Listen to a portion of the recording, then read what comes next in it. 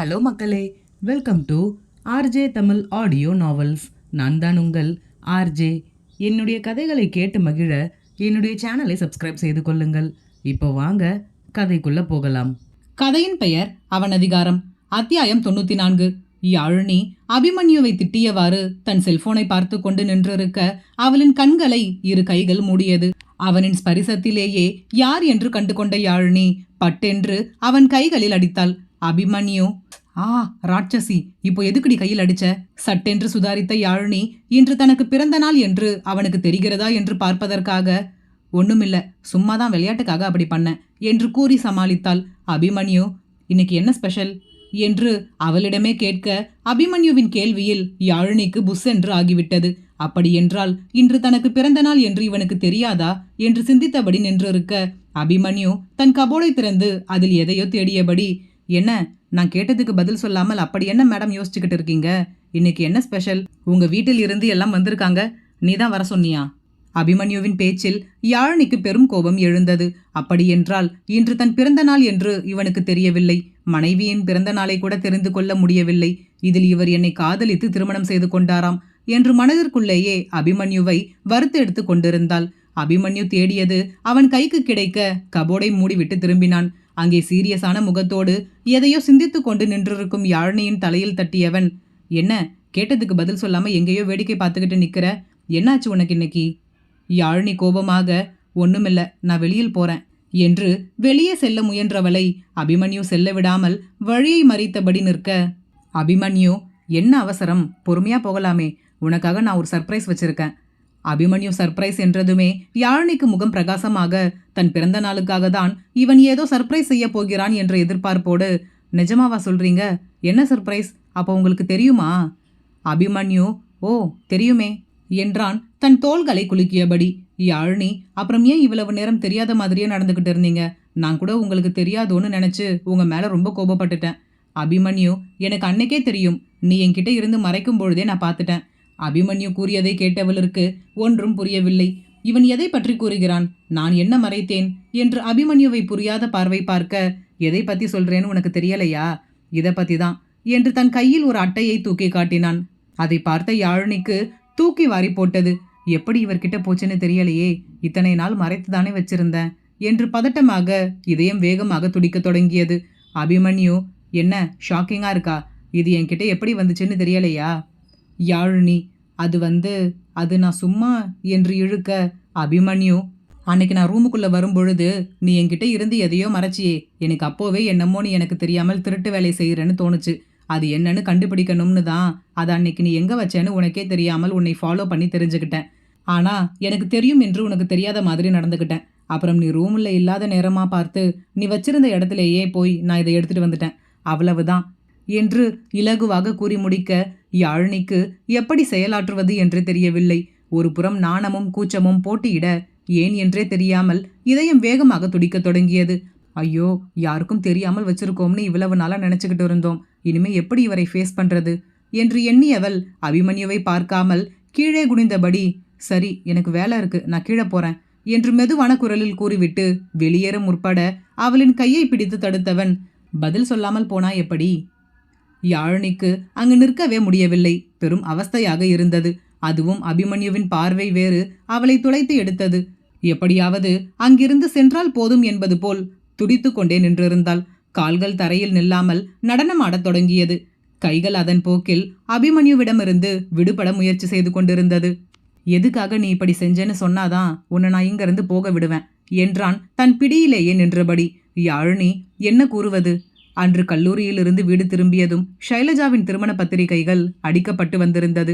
அதை பார்த்த யாழினிக்கு தங்களின் திருமணத்திற்கும் இப்படி பத்திரிகை அடித்திருந்தால் எப்படி இருந்திருக்கும் என்ற ஆசை தோன்ற, ஷைலஜாவின் திருமண பத்திரிகையில் இருந்து ஒன்றை மட்டும் யார் பார்வையையும் கவராதபடி எடுத்துக்கொண்டு அறைக்கு சென்று விட்டாள். அதில் மணமகன் பெயர் இருக்கும் இடத்தில் அபிமன்யுவின் பெயரையும், மணமகள் பெயர் இருக்கும் இடத்தில் யாழினியின் பெயரையும் எழுதியவள் வெகு நேரமாக கண்ணிமைக்காமல் அதையே பார்த்து கொண்டு அமர்ந்திருந்தாள். எவ்வளவு நேரம் அப்படியே அமர்ந்திருந்தாள் என்று அவளுக்கே தெரியவில்லை. அந்த திருமண பத்திரிகையை பார்க்கும் பொழுது யாழினிக்கு ஏதோ தங்களின் திருமணத்திற்காக பத்திரிகை அடித்தது போன்ற ஒரு உணர்வு ஏற்பட அதையே கண்ணிமைக்காமல் பார்த்து கொண்டு அமர்ந்திருந்தாள். அப்பொழுது யாரோ அரைக்கதவை திறந்து கொண்டு உள்ளே வரும் அரவம் கேட்கவும் சட்டென்று தன் கையில் இருந்த திருமண பத்திரிகையை தனக்கு பின்னே மறைத்தவாறு நிற்க வந்தது வேறு யாரும் இல்லை, அபிமன்யுதான்.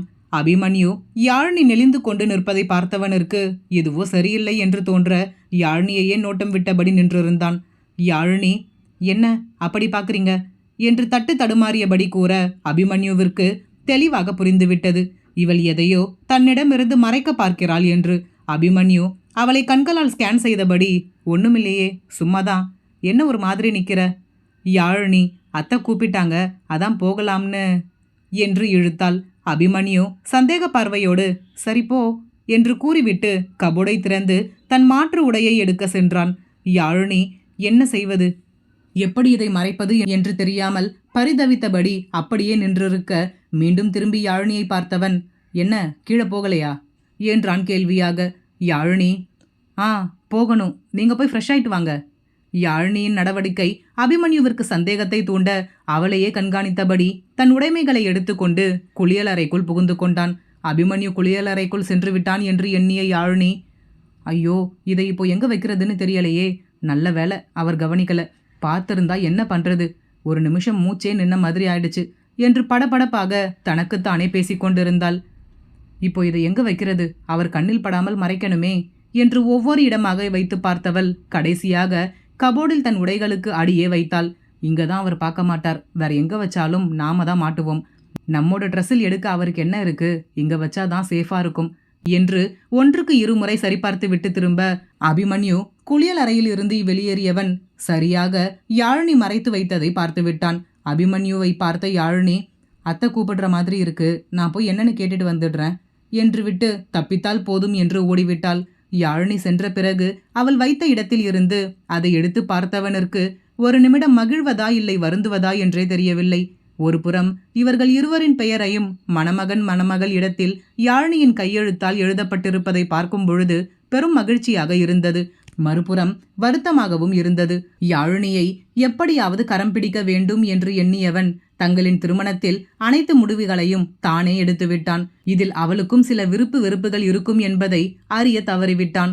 யாழினி தான் செய்யும் ஒவ்வொரு காரியத்திலும் அபிமன்யுவின் தவறை சுட்டி காட்டிக் கொண்டே இருக்கிறாள், அவளே அறியாமல். இது ஒன்றும் அவ்வளவு பெரிய தவறு இல்லையே, அனைவருக்கும் இருக்கும் அடிப்படையான எதிர்பார்ப்புதானே. காதல் திருமணமோ அல்லது வீட்டில் முடிவு செய்த திருமணமோ பத்திரிகை அடித்து உறவினர்களை அழைத்து திருமணம் நடத்துவதுதானே முறை. அப்படித்தானே அவளுக்கும் ஆசை இருந்திருக்கும். அன்று தனக்கு திருமணம் நடக்கப் போகிறது என்பதே தெரியாத யாழினிக்கு தன் திருமணத்திற்கு பத்திரிகை அடிப்பார்கள் என்ற எண்ணம் இருந்தது ஒன்றும் தவறில்லையே. நடந்ததை இனி மாற்ற முடியாது. ஆனால் இனி நடக்கப் போகும் ஒவ்வொன்றுமே யாழினியின் விருப்பப்படி பார்த்து பார்த்து செய்ய வேண்டும் என்று அபிமன்யு முடிவு செய்தான். அபிமன்யு, சொல்லு, எதுக்கு இப்படி எழுதுன? யாழினி, ஐயோ மாட்டிக்கிட்டோமே, சும்மா ஆசையா இருந்துச்சு, எழுதி பார்க்கலாம் என்று செஞ்சேன், இப்படி எனக்கே ஆப்படிச்சிடுச்சே, இப்போ என்னன்னு காரணம் சொல்றது, இதுக்கெல்லாம் காரணம் கேட்டா என்ன சொல்றது என்று நொந்தபடி நின்றிருக்க அபிமன்யு யாழினியின் முகத்தருகே குனிந்தவன், உனக்கு ஓகேனா சொல்லு பேபி டால், நம்ம வேணும்னா பத்திரிகை அடிச்சு ஊரெல்லாம் கொடுத்து திரும்பவும் மேரேஜ் பண்ணிக்கலாமா என்று கேட்க யாழினிக்கு முகமெல்லாம் சிவந்து விட்டது. அபிமன்யுவை பார்க்க முடியாமல் வேறு எங்கோ பார்த்தபடி, அதெல்லாம் ஒன்றும் தேவையில்லை, கீழே எல்லாரும் வந்திருக்காங்க, நான் போறேன் என்றவள் திரும்பியும் பாராமல் ஓடிவிட்டாள். இந்த கலவரத்தில் யாழினி அபிமன்யு தன் பிறந்த நாளை மறந்துவிட்டான் என்று அவன் மேல் கோபமாக இருந்ததையே மறந்துவிட்டாள். கீழே சென்றாலும் தன்னை சுற்றி அனைவரும் இருந்தாலும் யாழினியின் மனதிற்குள் அபிமன்யுவின் வார்த்தைகளே ஓடிக்கொண்டிருந்தது. ஒருவேளை அவர் சொன்ன மாதிரி எங்களுக்கும் இன்விடேஷன் அடிச்சு எல்லாருக்கும் கொடுத்து மேரேஜ் செஞ்சிருந்தா எப்படி இருந்திருக்கும்? ட்ரெஸ் எல்லாம் வாங்கியிருப்போம், நகையெல்லாம் வாங்கியிருப்போம், சொந்தக்காரங்க எல்லாம் என்னை கிண்டல் செஞ்சிருப்பாங்க என்று அனைத்தையும் தன் மனதிற்குள்ளேயே கற்பனை செய்து கொண்டு சிரித்தபடி அமர்ந்திருந்தாள். ஆரணி, ஏண்டி இவ்வளவு நேரமா நான் பேசிக்கிட்டு இருக்கேன், நீ பாட்டுக்கு செவத்தை பார்த்து சிரிச்சுக்கிட்டு இருக்க என்று யாழினியின் முதுகில் தட்ட அதில் சுதாரித்தவள் தூக்கத்திலிருந்து விழித்தது போல் சுற்றி முற்றி பார்த்துவிட்டு, ஓ கனவா என்றாள். ஆரணி, என்ன பகல் கனவா? நான் பேசுனது ஏதாவது உன் காதில் விழுந்துச்சா இல்லையா? யாழினி, நீ இவ்வளவு நேரம் என்கிட்டயா பேசிக்கிட்டு இருந்த? என்ன பேசுன? ஆரணி யாழினியை கோபமாக முறைத்து பார்த்தவள், என்னை பார்த்தா உனக்கு காமெடி பீஸ் மாதிரி தெரியுதா? எவ்வளவு நேரம் நான் இங்கே உட்காந்து பேசிக்கிட்டு இருக்கேன், என்ன பேசுனேன்னு கேட்குற? யாழினி, ஹிஹி, சாரி ஆரணி, நீ என்ன பேசுனன்னு நான் கவனிக்கல. ஆரணி, நீ சரியே இல்லை, கொஞ்ச நேரமாவே ஏதோ மந்திரிச்சு விட்ட மாதிரியே சுத்திக்கிட்டு இருக்க என்று கூறிக்கொண்டிருக்கும் பொழுதே வெண்ணிலாவும் கயல்விழியும் இவர்களை நோக்கி வந்தவர்கள், என்ன ஆரணி, என்ன எங்க தங்கச்சியை ரொம்ப கிண்டல் பண்ணிக்கிட்டு இருக்க? ஆரணி, வாங்கக்கா, வந்து உங்க தங்கச்சி என்ன பண்றான்னு நீங்களே பாருங்க. நான் உட்காந்து இவ்வளவு நேரமா அவ கூட பேசிக்கிட்டு இருக்கேன், ஒன்னு கூட அவ காதில் விழலக்கா, ஏதோ கனவு கண்டுகிட்டு உட்காந்துருக்கா. வெண்ணிலா, என்ன யாழினி, அப்படி என்ன ஞாபகத்தில் இருக்க? யாழினி, அதெல்லாம் ஒன்றும் இல்லைக்கா, சும்மா தான் யோசிச்சுக்கிட்டு இருந்தேன். ஆரணி, சரி சரி, அதெல்லாம் விடு. அபியண்ணா உனக்கு என்ன கிஃப்ட் கொடுத்தாங்க? யாழினிக்கு இப்பொழுதுதான் அபிமன்யு தன் பிறந்த நாளை மறந்ததே ஞாபகத்திற்கு வந்தது.